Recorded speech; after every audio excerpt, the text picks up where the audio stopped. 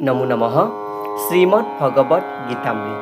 আজি শ্ৰীমদ ভগবত গীতাৰ সাংখ্যযোগ নামৰ দ্বিতীয় অধ্যায়ৰ 250 সংখ্যক শ্লোকভাগী হৈছে এনেধৰণৰ: য়দা তে মোহ ককিলং বুদ্ধিৰ্ব্যতিতৰিষ্যতি তদা গন্তাসি নিৰ্বেদং শ্ৰোতব্যস্য শ্ৰুতস্য চ।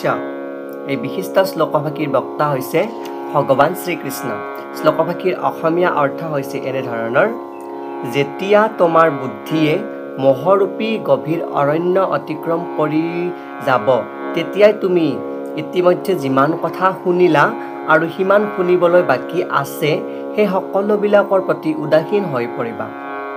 অৰ্থাৎ তাৎপৰ্যক্ৰমে ইয়াতে উল্লেখ কৰিছে যে কেৱল ভগৱানৰ প্ৰতি ভক্তিৰে কৰা সেৱাৰ মাজেদিয়েই বেদত বিহিত বিভিন্ন যাগ যজ্ঞাদি কৰ্মৰ প্ৰতি উদাসীন হৈ পৰা বহুতো দৃষ্টান্ত মহাভক্তসকলৰ মাজত বিচাৰি পোৱা যায়।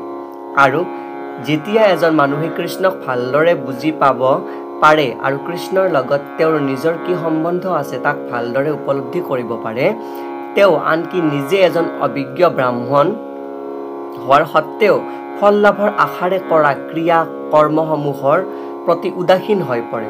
ভক্তসকলৰ এজন আচাৰ্য মহাভক্ত শ্ৰী মাধৱেন্দ্ৰ পুৰীয়ে কোৱা এফাকি শ্লোক এনেধৰণৰ: সন্ধ্যা বন্দন ভদ্ৰমস্ত ভৱতো ভোঃ স্নান তুভ্যং নমো ভো দেৱাঃ পিতৰস্য তৰ্পণ বিধৌ নাহং ক্ষমঃ ক্ষম্যতাম যত্ৰ ক্বাপি নিষজ্য যাদৱ কুলোত্তমস্য কংস দিশঃ স্মাৰং স্মাৰংঘং হৰামি তদলং মন্যে কিমন্যেন মে।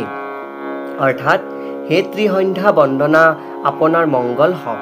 অৰ্থাৎ ভগৱান শ্ৰীকৃষ্ণৰ যাক প্ৰাৰ্থনা কৰোঁ তেওঁৰ মংগল হওক। হে স্নান, আপোনাক মই নমস্কাৰ জনাওঁ।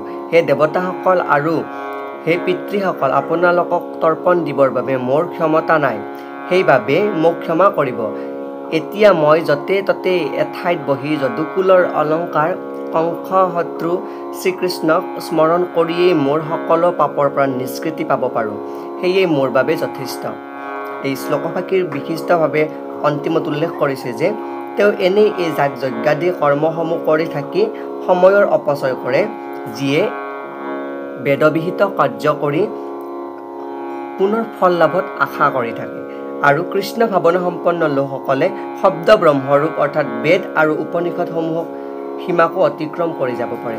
অৰ্থাৎ যাগ যজ্ঞ আদিৰ বাহিৰেও যি বেদৰ উপলব্ধি, বেদৰ চৰম সত্যক উপলব্ধি কৰি বা ব্ৰহ্ম শব্দ ব্ৰহ্ম আৰু উপনিষদত বৰ্ণনা কৰা যি ব্ৰহ্মজ্ঞান, তাক যদি মানুহে উপলব্ধি কৰিব পাৰে, শ্ৰুতিৰ দ্বাৰাই যি বিহিত ব্ৰত, সেই ব্ৰতক আৰু যাগ যজ্ঞ আদিক যদি প্ৰয়োজনীয়তা নাথাকা বুলি ভাবিও তেওঁলোকে নিজকে উপলব্ধি কৰি ভগৱান শ্ৰীকৃষ্ণক উপলব্ধি কৰিব পাৰে, তেতিয়াই তেওঁৰ চৰম উৎকৰ্ষ সাধন হয়। কিন্তু বেদবিহিত কৰ্ম সেই যাগ যজ্ঞাদিৰ পৰাও ফল লাভ কৰাটো সম্ভৱ হয়, কিন্তু তাত শৰীৰক কষ্ট প্ৰদান কৰিব পৰা হ'ব নালাগে। কিন্তু ইয়াতে উল্লেখ কৰিছে যে সেৱা ভক্তিৰ বলত উপলব্ধিৰ অৰ্থাৎ জ্ঞানৰ এটা উচ্চ স্তৰ পোৱাৰ পাছত ভক্তজনৰ বাবে শ্ৰুতিত বিহিত ব্ৰত আৰু যাগ যজ্ঞাদি কৰ্মসমূহ কৰাৰ আৰু কোনো প্ৰয়োজন নাথাকে। আৰু আনহাতে যিজনে এই কথা বুজিব পাৰে বা নাই যে বেদৰ উদ্দেশ্য হ'ল কৃষ্ণক লাভ কৰাটোৱেই, তেন্তে তেওঁ এনেই এই যাগ যজ্ঞাদি কৰ্মসমূহ কৰি থাকি সময় অপচয় কৰে। অৰ্থাৎ বেদত বিহিত যি কৰ্ম, সেই যাগ যজ্ঞাদিও কৃষ্ণ লাভৰে এটা উৎকৃষ্ট পথ, কিন্তু তাতকৈও উৎকৃষ্ট পথ হৈছে শব্দ ব্ৰহ্ম বেদৰ বৰ্ণনা কৰা যি চৰম ব্ৰহ্মৰ সত্য আৰু উপনিষদত বৰ্ণনা কৰা যি ব্ৰহ্মজ্ঞান, সেয়াই হৈছে মুখ্য পথ, যাৰ দ্বাৰাই অনায়াসে ভগৱান শ্ৰীকৃষ্ণক লাভ কৰিব পাৰি বা ভগৱানৰ চৰম সত্য উপলব্ধি কৰিব পাৰি। সেয়ে কোৱা প্ৰসংগত ভগৱান শ্ৰীকৃষ্ণই উক্ত বিশিষ্ট শ্লোকভাগীৰ অৱতাৰণা কৰিছে। ধন্যবাদ।